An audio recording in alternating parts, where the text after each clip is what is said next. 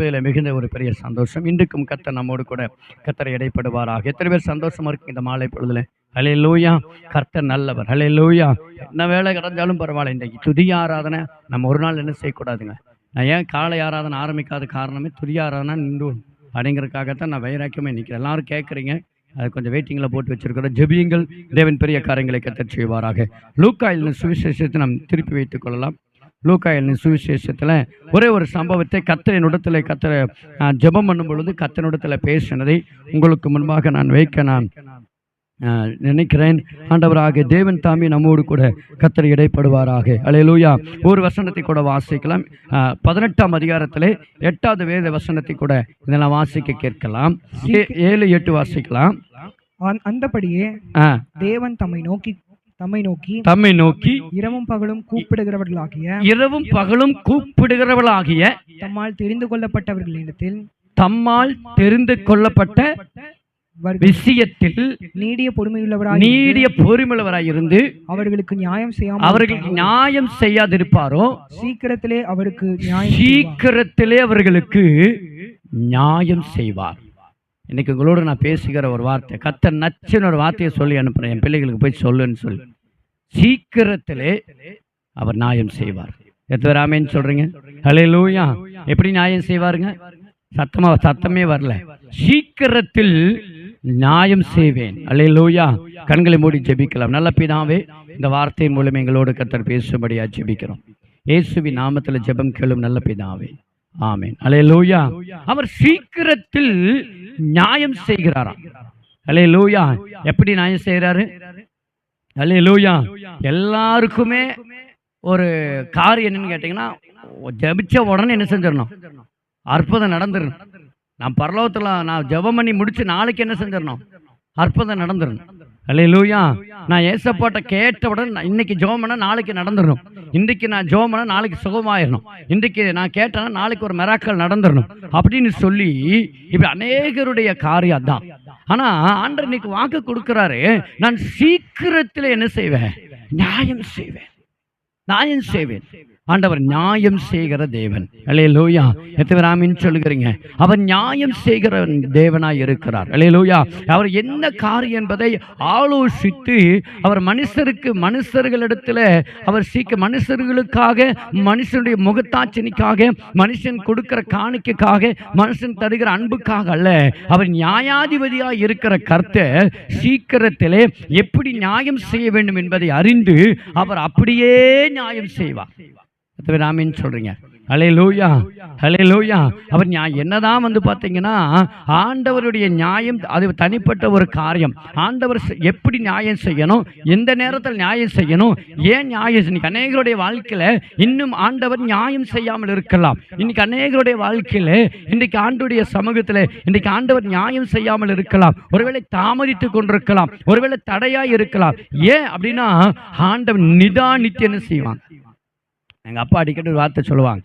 அதாவது பார்த்தீங்கன்னா, மனுஷன் அன்று கொள்ளுவான், தெய்வம் நின்று கொள்ளுமா. ஏன்? எப்பவுமே தெய்வம் நின்று தான் கொள்ளும்.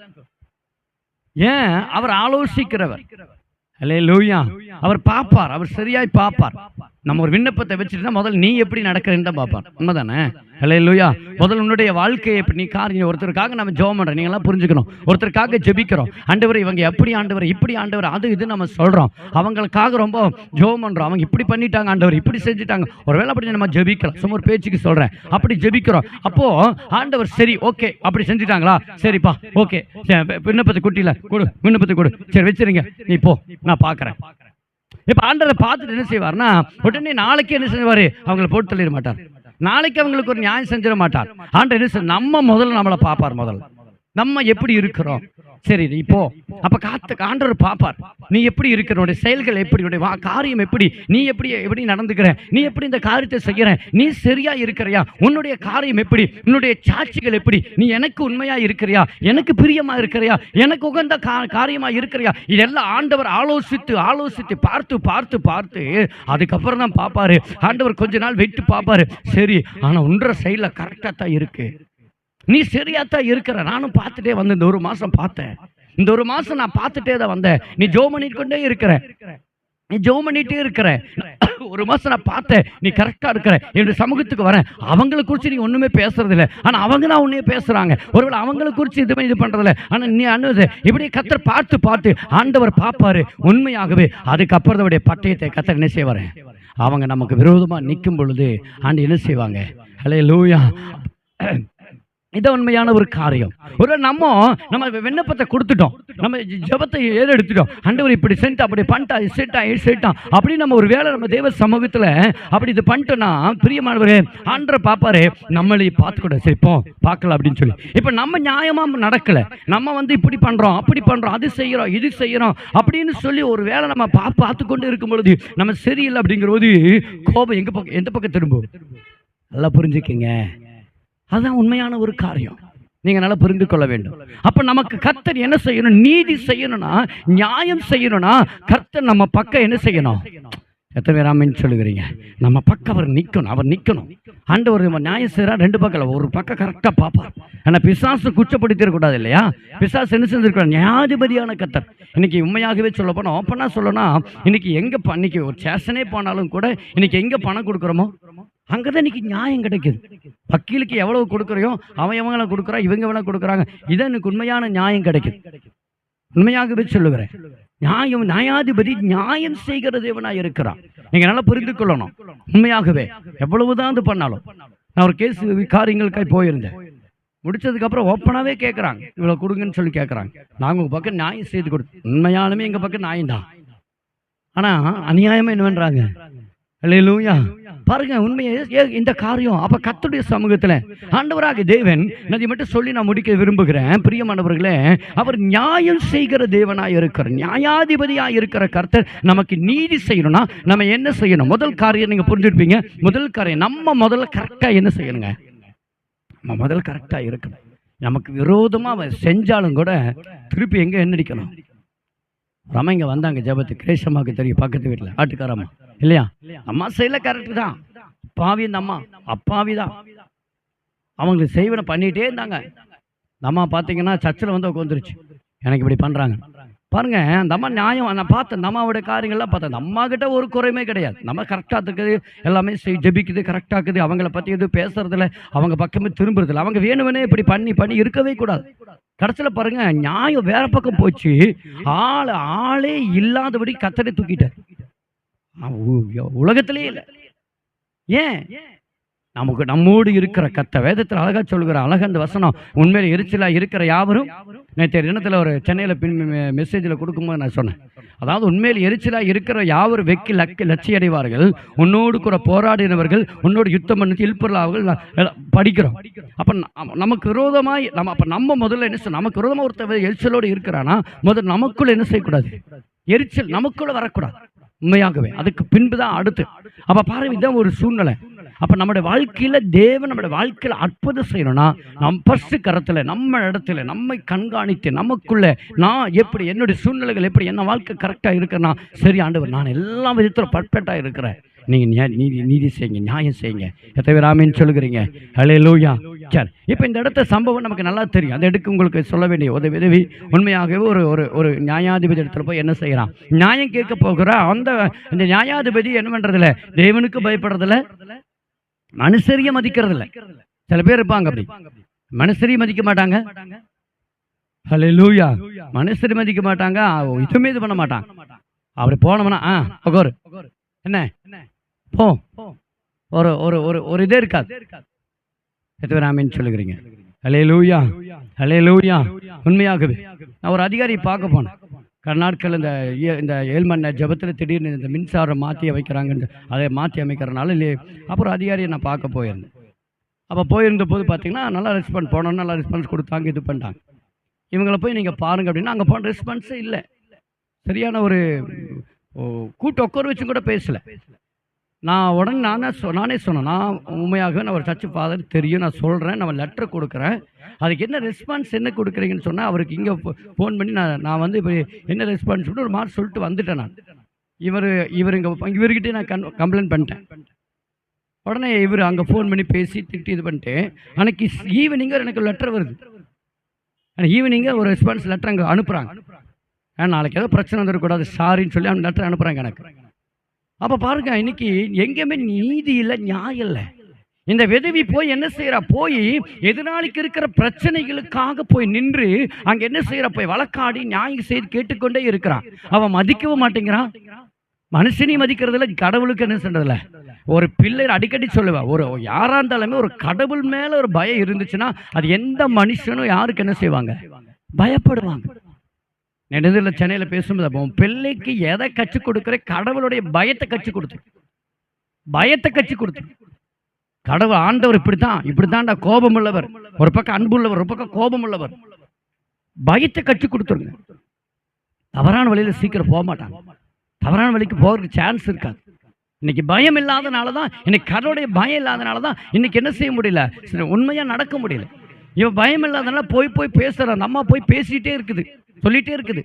அவனுக்கு என்ன வேண்டதில்லை, அதுக்கு நியாயம் செய்யறதுக்கு மனமே இல்லை. கடைசியில் பார்த்தா எந்திரிச்சு நியாயம் செய்வதற்காக வரார். அந்த வசனம் எனக்கு ரொம்ப பிடிக்கும். வெகு நாள் வரைக்கும் மனதிலா இருந்துச்சு.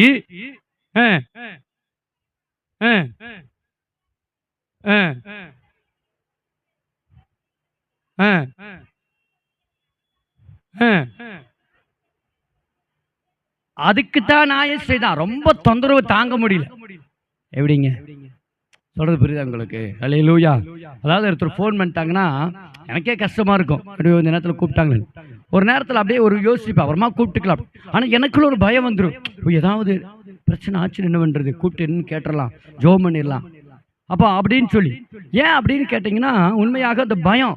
ஆனால் இவருக்கு அந்த மாதிரி கிடையாது. இவருக்கு என்ன, தொந்தரவு தாங்க முடியல. வா, என்னதான் பிரச்சனை உனக்கு? அம்மா வேதனையோட வராங்க. என்ன பண்றாங்க? ஒரு சில காரியங்கள் வந்து அப்புறமா பேசுறேன்னு பீலாட்டு சொன்னா, பீலா சொல்லு, எந்த பிரச்சனைக்காக கூப்பிடுறாங்க, கூப்பிட்டு என்னன்னு தான் கேளுங்க.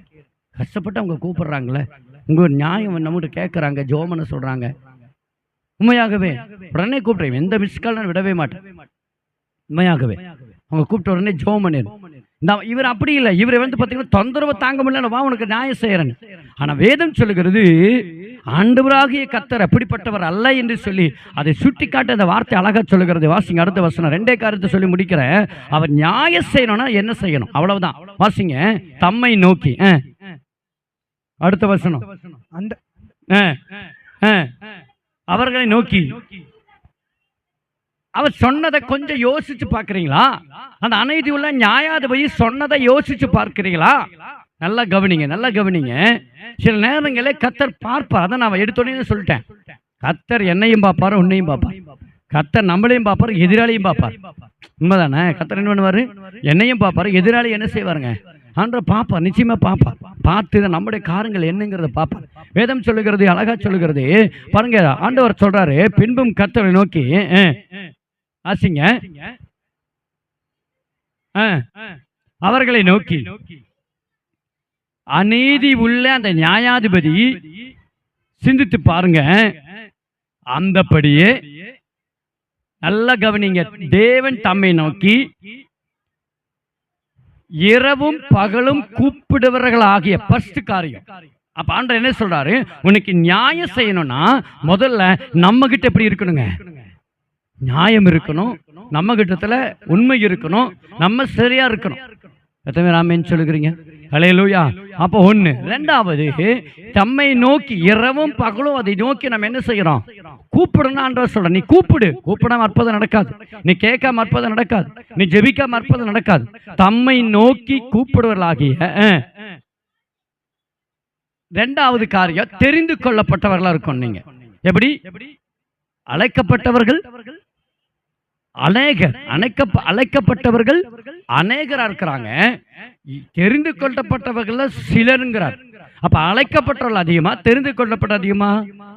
தெரிந்து கொள்ளப்பட்டதா முக்கியம். அப்ப ஆண்டவர் எல்லாத்தையும் அழைச்சாரு. ஆனா தெரிந்து கொள்ளப்பட்டவர்கள் தான் என்ன செய்யுங்க? எத்தனை ஆமென் சொல்லுகிறீங்க? ஹல்லேலூயா. நான் இன்னைக்கு வாட்ஸ்அப்ல போட்டு இன்னைக்கு மாலை துதி ஆராதனை, எல்லாருக்கும் அழைப்பு வந்துருச்சு. எல்லாருக்கும் அழைப்பு என்ன செய்யுச்சு? போயிருச்சு. ஆனா நீங்களா யாருங்க? தெரிந்து கொள்ளப்பட்டவங்க. நீங்களா ஆண்டவர் முன்குறிக்கப்பட்டவங்க. ஆண்டவர் அதனாலதான் உங்களை கொண்டு வந்திருக்கிறார். அப்ப தெரிந்து கொள்ளப்பட்டவர்களா இருக்கிற நம்ம ஆண்டவர் ஒண்ணு நீ கூப்பிடுங்கிறாரு. ரெண்டாவது, நீ என்ன கேட்டகரியில வரணும்?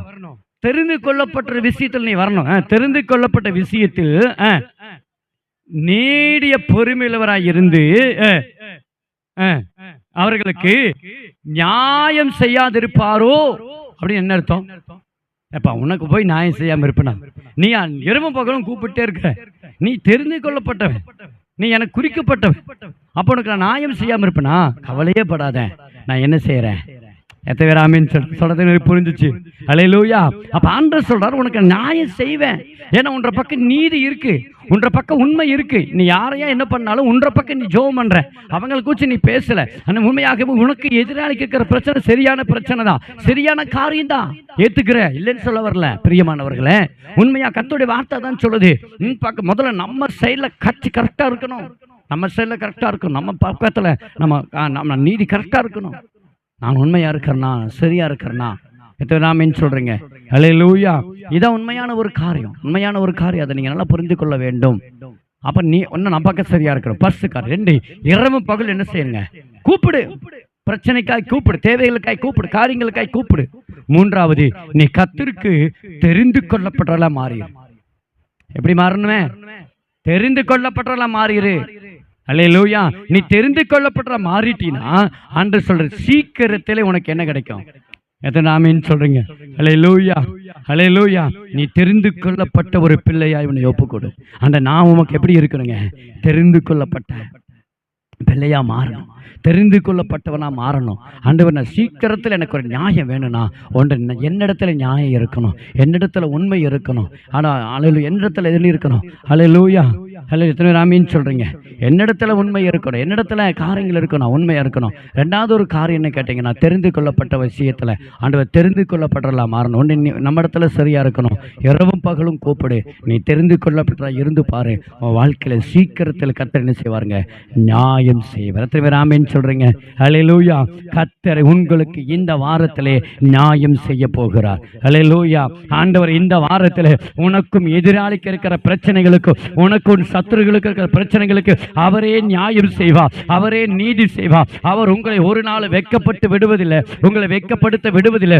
நிச்சயமா என்னிடத்துல என்ன குறை, நான் இவ்வளவு நாள் ஜெபம் பண்ணுகிறேனே, என்னிடத்துல என்ன நீதி இருக்குதா, உண்மை இருக்குதா, இதை எல்லாம் கர்த்தர் பார்த்து கொண்டே இருப்பார். பார்த்துதான் கர்த்தர் நீதி செய்கிறவராய் இருப்பார். அல்லேலூயா. எத்தனை பேருக்கு நியாயம் கிடைக்கும்னு நினைக்கிறீங்க?